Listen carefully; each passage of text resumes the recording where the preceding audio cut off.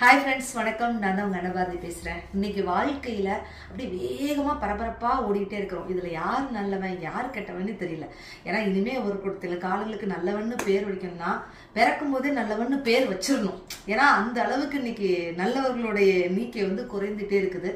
ஆனாலும் ஒன்று சொல்கிறேன், இன்னைக்கு வாழ்க்கையில் போட்டி பொறாமை, ஒரு பக்கம் அவன் நல்லா இருக்கிறானே இவன் எப்படி இருக்கிறானே, அதெல்லாம் தாண்டி ஒரு அருமையான ஒரு கவிதை வரிகளில் ஒரு கவிஞன் எழுதினாப்புல, வாழ்க்கைங்கிறது என்ன, பெற்றோர் வைத்த பெயரும் பிணம் என்று ஆகுது, விரும்பி அணியும் உடையும் கந்தல் என்று ஆகுது, பாடுபட்டு சேர்த்த சொத்து வாரிசிடம் சேருது, கூடி வாழ்ந்த மனைவி கூடவே சாகுது, ஓடி ஆடி உழைச்ச உடம்பு உயிரை விட்டு கிடக்குது, உயிர் கொடுப்பேன் என்றதெல்லாம் ஊமையாய் நிற்கிறது, சொந்தம் என்று சொல்வதெல்லாம் உனக்கு சொந்தம் இல்லை, நீ வாழ்ந்த இந்த உலகில் அவள் தந்த இந்த உடம்பில் சொந்தம் என்பது ஏதடா, தங்கி செல்லும் வழிபோக்கனே அப்படின்னு சொல்லிட்டு ஒரு அருமையான ஒரு கவிதை